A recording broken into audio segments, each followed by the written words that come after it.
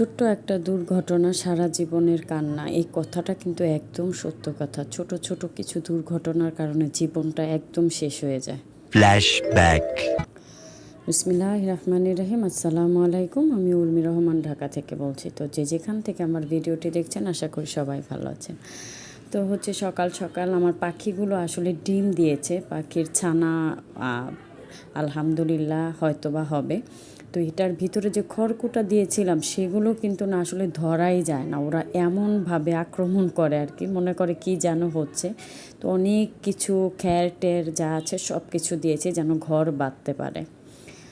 তো তারপর হুজরাতের একটা রুটিন আপনাদের সাথে শেয়ার করি। হুজরাত খাওয়ার পরে সকালের ব্রেকফাস্ট শেষ করার পরে ওর একটা রুটিন হচ্ছে, ও সবসময় ব্যাংকে টাকা ফেলবে, মাটির ব্যাংকে।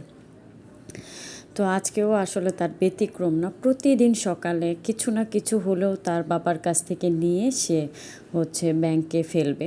তো আজকে ব্যাংকটা একেবারেই ভরে গেছে, যে কারণে আসলে টাকাগুলো ঢুকছিলই না, একদম মানে পুরা ভরা, যে একটা কয়েনটাও পরে আসলে ফেলতে পারছিলাম না। তো চিন্তা করছি যে যদি বের হই তো অবশ্যই একটা ব্যাংক কিনে নিয়ে আসবো। আর এই অভ্যাসটা না বাচ্চাদের জন্য খুবই গুরুত্বপূর্ণ এবং খুবই ভালো একটা অভ্যাস। ওরা ছোটো কাল থেকেই কিন্তু সেভিং জিনিসটা শিখে থাকে, তো এর জন্য কিন্তু খুবই ভালো হয়। তো হুজরাতের কাণ্ড শেষ করে চলে আসছি কিচেনে, রান্না করব। এসে দেখি কণ্ঠকে নাস্তা দিব। সে কি করেছে, সে বলছে যে মা আমি কালকে যে পার্সেলগুলো এনেছিলাম সেটাই খাবো। তো 30 সেকেন্ড ওভেনে বেক করে ও বের করে নিয়েছে। এখন ও খাবে চাউমিন আর স্যান্ডউইচটা খাবে, পিৎজাটা নাকি খাবে না। তো ওর যেদিন আসলে রেস্টুরেন্টে যাই, ওর মনে হয় ঈদ হয়, যে পরের দিন সকালবেলা অন্তত ওর ঘরের খাবারটা খেতে হবে না। সে খুব উৎফুল্ল থাকে যে ওই খাবারটাই সে গরম করে খেয়ে ফেলবে। তো ওর কাজ শেষ করতে করতে রান্নার কাজ, যেটা গৃহিণীদের সব থেকে বড় কাজ। তো আমি কিন্তু এই ফাঁকে আসলে নাস্তা করে নিয়েছি।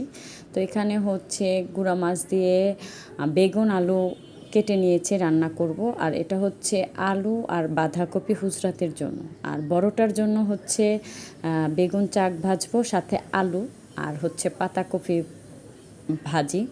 তো নতুন তো বাঁধাকপিটা ভালোই লেগেছে, খারাপ লাগেনি।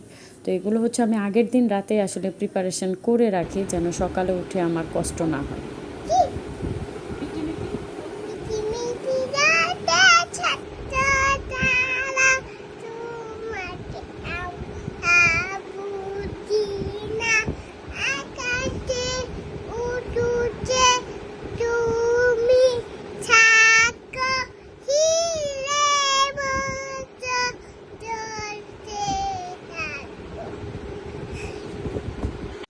এদিকে হুজরাত শাওয়ার আসলে ওর বাবাই করে দিয়েছে। তারপর কবিতা শোনালো, শুনতেই তো পাচ্ছেন। আর এদিক দিয়ে আমার রান্নার টোটালি কমপ্লিট হয়ে গেছে। এই যে গুঁড়া মাছের তরকারি, আসলে বাহিরে অনেক বৃষ্টি, এই কারণে আসলে একটু অন্ধকার আসছে। তো আমাদের রান্না শেষ। তো কি হয়েছিল, আমাদের আগের কিন্তু মাংসর একটা বাসি তরকারি ছিল, সেটা আমি গরমে বসিয়ে কিন্তু হুজরাতের কবিতা শুনতে গিয়েছিলাম।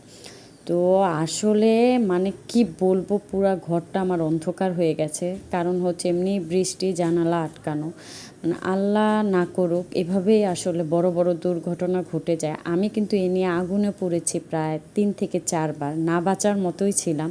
আল্লাহ এখনও আমাকে ভালো রেখেছে আলহামদুলিল্লাহ। তো এমন অবস্থা, ওর বাবা এসে এটা বন্ধ করেছে, দেন সব জানালা খুলে দিয়েছি। এখন পর্যন্ত আমার ঘরে ধোঁয়া।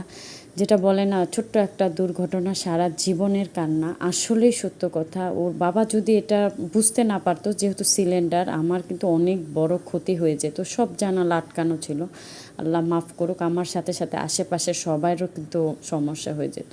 তো সবাই একটু সেফ থাকবেন। তারপর সব কিছু ক্লিন করে খাওয়া দাওয়ার পর আমরা ঘুমাচ্ছিলাম। আমি হঠাৎ উঠে দেখি কণ্ঠ পিৎজা খাচ্ছে আর মুভি দেখছে, মানে ভূতের যে মুভিগুলো সেগুলো দেখছে। তো এই ছিল আসলে সকাল থেকে দুপুর পর্যন্ত আমার ছোট্ট একটা ব্লগ। তো আশা করি আমার ব্লগটি যার যার ভালো লেগেছে অবশ্যই আমার চ্যানেলের পাশে থাকবেন এবং ফুল ওয়াচ করবেন। বিদায় নেই, আল্লাহ হাফেজ।